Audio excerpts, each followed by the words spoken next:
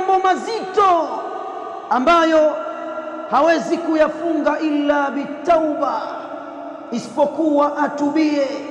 Wanaofanya limbwata mambo haya manne wanayapata kwenye maisha yao ni hatari. Jambo la kwanza linalompata mtu anayefanya limbwata, yaftahu baban min abwabi shirk. Anayefanya limbwata anafungua mlango wa kumshirikisha Allah, na Allah amesema hamsamehi mtu anayefanya shirki. Jambo la pili ambalo linamkuta mwenye kufanya limbwata, yaj'alu qalbahu mu'allaqan bighairi Allah, anaufanya moyo wake unafungamana na asiyekuwa Allah. Wanaofanya limbwata wote wanategemea majini. Wayasta'inu bishayatin, anayefanya limbwata anategemea mashaitani. Jambo la nne, yufsidu ala nafsihi dinahu wa ukhra, anaharibu mfumo wa mafanikio ya dunia yake na akhera.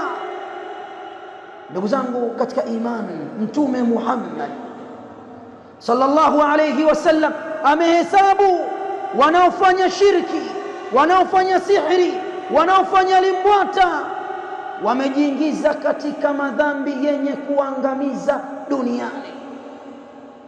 وقد عد النبي صلى الله عليه وسلم السحر من الموبقات السبع. Mtume Muhammad amehesabu uchawi anaotumia mtu kumtafutia mwingine, imma kumpenda au biashara au kupata furaha. Mtume amehesabu ni katika madhambi saba. ففي الصحيحين عن أبي هريرة رضي الله عنه وأرضاه قال: أبي هريرة عبد الرحمن ابن صخر الدوسي أنا سيما قال النبي صلى الله عليه وسلم, Mtume Muhammad anasema kuambia watu wanaomshirikisha Allah, watu wanaofanya limbwata.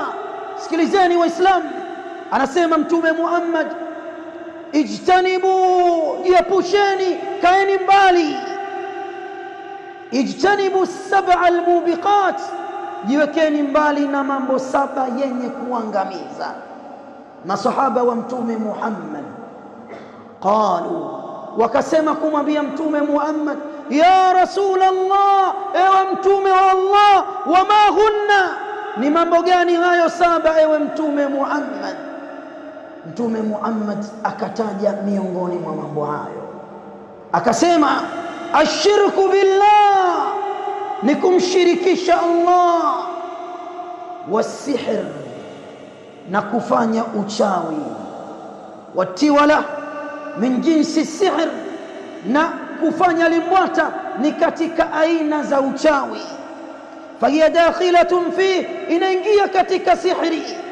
wa hukmuha hukmu, na hukmu ya tiwala ni hukmu ya kumshirikisha Allah, na ni hukmu ya uchawi. fahiya min at-turuqi al-muharrama, limbwata ni katika njia za haramu. la tazidu al-insan illa bu'da, haimzidishi mwanadamu chochote isipokuwa kuwekwa mbali anillahi jalla fi'ala, anawekwa mbali na Allah. wala tajlibu lahu illa alham wadhiq, na hapati chochote isipokuwa ni mawazo mengi na dhiki ya nafsi. Ndugu zangu katika imani, waliokuwa katika familia wamepewa tahadhari kwamba wake zao wachukue tahadhari na wake zao. Kwenye familia zao mambo ni magumu, huenda mke wako akawa ni adui yako baada ya Iblis, la'natullahi alayhi. Msikilize, Allah anasema, ya ayyuhalladhina amanu, enyi mliomwamini Allah, inna min azwajikum, hakika wake zenu, wa auladikum, na watoto wenu, aduwwan lakum fahdharuhum, ni maadui yao, chukueni tahadhari kubwa kabisa. Allah anasema maneno hayo, tuchukue tahadhari, huenda wake wakawa ni maadui katika familia. Limbwata ni ushirikina, na wengi wanaoyafanya haya ni Waislamu. Eti wanadai wanataka kuwashika waume zao. Ikhwata al-islami wal iman, mume au mke hashikwi kwa uchawi, kwa sababu mafungamano ya mke na mume yamewekwa na Allah khaliqus samawati wal ard. Innal mahabba, hakika mapenzi baina az-zawjayn ni'matun 'azimatun, ni neema kubwa kabisa. Ja'alaha Allahu qa'imatan 'ala al-mawaddati war-rahma, Allah ndio amefanya mafungamano ya watu wawili na akaweka mapenzi ya kweli na huruma. Allah anasema ndani ya Qur'an, waja'ala bainakum, na mimi Mola wenu ndiye niliyefanya, nimejalia kwenu nyinyi mawaddatan wa rahma, mapenzi ya kweli na huruma. Inna fi dhalika la ayatin liqaumin yatafakkarun, hakika katika hilo kuna dalili ya uwepo wa Allah kwa wale wenye kuzingatia. Unaacha kutafuta kwa Allah, unakwenda kwa waganga ambao hata wake hawana. Ndugu zangu katika imani, falmahabbatu la tutlabu bisihr, mapenzi ya watu wawili, mapenzi ya kupendwa na watu hayatafutwi kwa njia za uchawi, wala tujlabu bitamaim, na wala hayatafutwi, hayapatikani kwa hirizi. Wa innama tunalu bitaa, mapenzi ya watu wawili yanapatikana kwa kumtii Allah. Wa husnu al-ishra, na mafungamano, maelewano, maingiliano yaliyokuwa mazuri.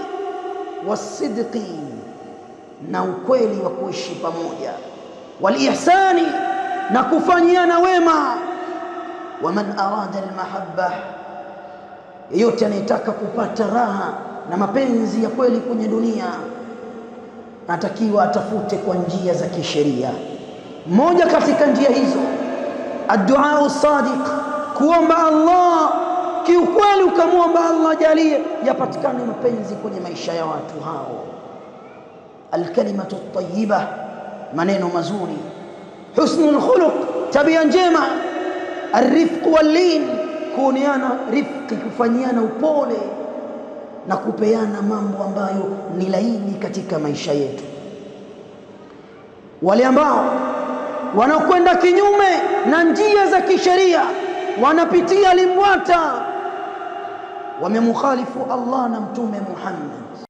Kishki TV, nuru ya dini yako.